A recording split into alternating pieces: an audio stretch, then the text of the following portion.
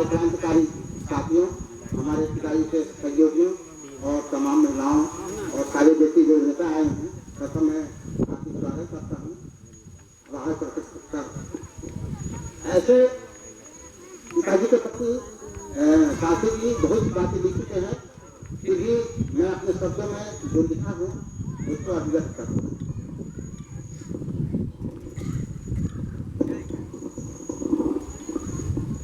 पिताजी का जन्म 1/1/1938 कलाम पैगम्बर को पालीगंज थाना जिला पटना में हुआ था। मैं मिडिल स्कूल अपने गांव से 1950 में प्रथम उत्तीर्णता प्राप्त की और उसी समय पिताजी की शादी 27 जून 1950 में ग्राम एकवाली से हाथ आरा में संपन्न हुई। माँ का नाम रासमणी देवी है, पिताजी के माँ का नाम रिकेलिया देवी था और दादा का नाम राजपति महतो था। मैट्रिक की परीक्षा प्रथम से भी 1955 में पत्थरपुर हाई स्कूल से नंदहाल में रहकर की थी। बहुत आर्थिक परेशानियों को सहते हुए उच्च शिक्षा पटना कॉलेज पटना में प्रतिष्ठा, पटना विश्वविद्यालय से एमए 1965 में रूसी भाषा डिप्लोमा और प्रयाग विश्वविद्यालय से साहित्य का उपाधि प्राप्त की। राजनीतिक शुरुआत कांग्रेसी नेता कन्हैया बाबू के संपर्क में, बाद में अमर सिंह जग्गे बाबू के सानिध्य में आकर संपूर्ण जीवन शोषित समाज और अगस्त संघ के सिद्धांतों और कार्यक्रमों में अपने आप को समर्पित कर दिया। नौकरी पिताजी सचिवालय में सहायक के पद पर कार्यरत थे और रात्रि में राजा राम मोहन राय सेमिनारी में प्रशासक में योगदान दिया। साहित्यिक योगदान में प्रोफेसर राम मोहन राय के सहयोगी के रूप में शोषित पत्रिका के संपादक कार्य का योगदान दिया। कलांतर में बाबूजी अमर सिंह जग्गे बाबू के साथ मिलकर पार्टी के सक्रिय राजनीति में शामिल हुए। कवि, लेखक, पत्रकार और साहित्यकार के रूप में चर्चित डॉक्टर अम्बेडकर राष्ट्रीय दैनिक साहित्य अकादमी से राष्ट्रपति पुरस्कार भी प्राप्त किए थे। विगत 5 सितंबर 1974 में अमर सिंह जग्गे बाबू की हत्या कांग्रेसी हुकूमत ने संयुक्त रक्षा कर दी। उस समय पिताजी बहुत दुखी और मनहात हुए थे। उसी समय पिताजी अपने मन में संकल्प लिए कि जग्गे बाबू के अधूरे सपने को साकार करने के लिए मैं अपने संपूर्ण जीवन निछावर कर दूंगा। यह भीष्म प्रतिज्ञा पिताजी ने अपनी सारी कठिनाइयों को सहते हुए पूरी की। नाना प्रकार के झूठा बातों को सहते हुए अपने संकल्प और पद पर अड़ी रहे। अपनी कर्मठता, लगन, निष्ठा और ईमानदारी पर कभी भी हाथ नहीं आने दी। यह है हमारे पार्टी के प्रति समर्पित का तुरंत उदाहरण। पार्टी के कार्यक्रमों से लौटते पिताजी कानपुर में गलत हो गए, कानपुर से लौट रहे थे, भागत हो गए। मान रखलाम काजी जी के सहयोग से सकुशल पिताजी सम्राट आए। इस खबर की और मेरे कल्याण ध्यान से पिताजी की बात में लग गए। पार्टी का भी इस कार्य में महत्वपूर्ण योगदान रहा।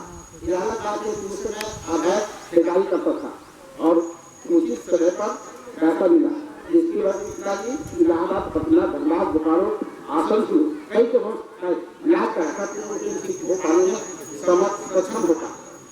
यदि उस समय अभय के पास रकम नहीं होता तो हम लोग बाबू को कब्जे का हाथ हो बैठते थे।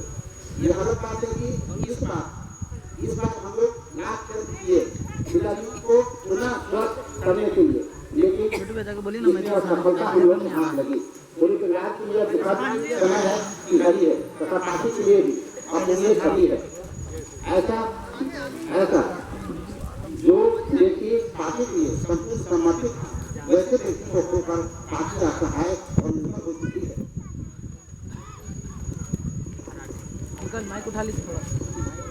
पिताजी राजनीति में बहुत उतार चढ़ाव देते।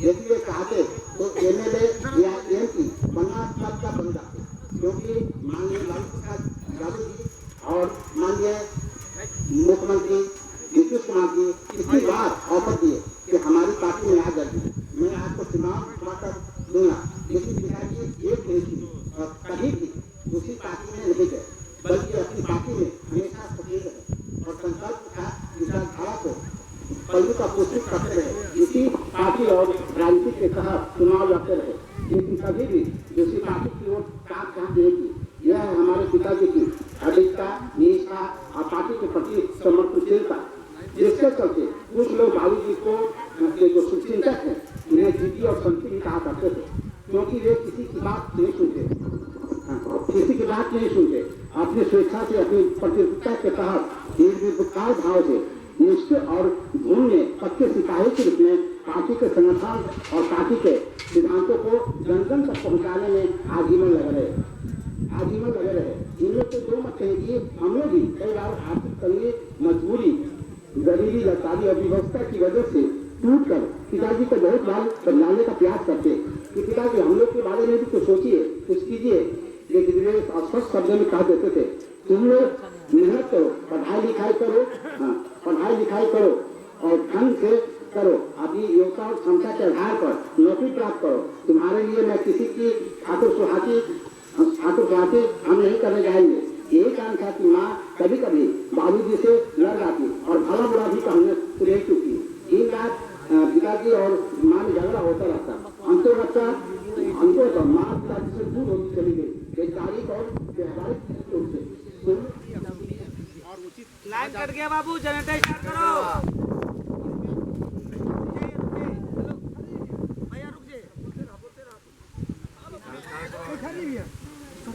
स्टार्ट करो। नहीं पढ़िए ना भाइयों, भारतीय मूवमेंट फ्रंट के राष्ट्रीय अध्यक्ष और हम सब के अजीज मित्र डॉक्टर महबूब आलम जी पटना से आए हैं। वे जयराम बाबू को अपनी अंतिम और सावधानी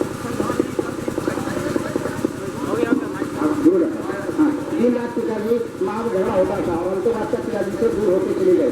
वैचारिक और व्यवहारिक दृष्टिकोण से दोनों के लिए अशुभ और उचित कहा जाएगा। इसमें कोई बनाते हैं कि माँ को भी हमेशा समझाता था और पिताजी को भी, लेकिन दोनों अपनी पिताजी किसी कीमत पर झुकने को तैयार नहीं थे।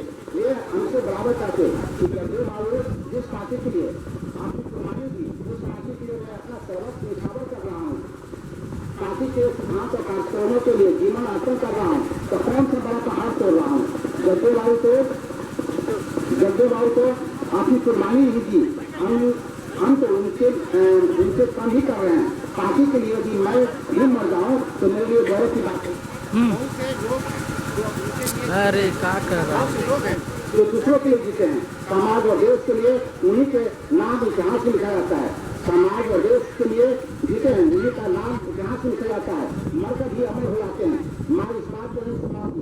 मैं कर रहा हूँ तो कितने लोग हैं जो सदियों से योजित हैं, दलित हैं, तिरस्कृत हैं, जीवन यापन कर रहे हैं। नहीं, मैं सम्मानपूर्वक जीवन यापन करने की व्यवहार रहा हूँ। तुम कब तक सुरक्षित जीवन जीते रहोगे? उठो, खड़ा हो और संघर्ष करके दूसरे की जीवन यापन की तरफ सीखो। अम्बेडकर की प्रेरणा से पिताजी में कुछ पर भरी हुई थी और वे भी दूसरों की प्रेरणा से अभिभूत करना चाहते थे, जागृत करना चाहते थे, उन्हें उत्साहित और समाहित करना चाहते थे। यह दिन रात रहकर यही कर रहे थे और यह उनका मिशन के रूप में था। समाज और देश के लिए उन्होंने अपने आप को समर्पित कर दिया। परिवार को नजरअंदाज कर यह बहुत कम लोग कर पाते हैं। पिताजी जितने महान पुरुष हुए उन्हें दिखा कर खाते। बोलो, कबीरदास, साधु नानक अपने परिवार के लिए क्या किए? पिताजी की स्पष्ट मान्यता थी, ईमान धर्म देश का सम्मान को गिरवी रखकर मैं जिंदगी कदापि नहीं जी सकता। नमक रोटी खाना पसंद करूंगा, लेकिन किसी भी कीमत पर चालता पसंद नहीं करूंगा, चाहे हमें किसी ही परेशानियों से गुजारना पड़े, गरीबी एवं खटिहारी की जिंदगी ना पड़े, सब मुझे स्वीकार है।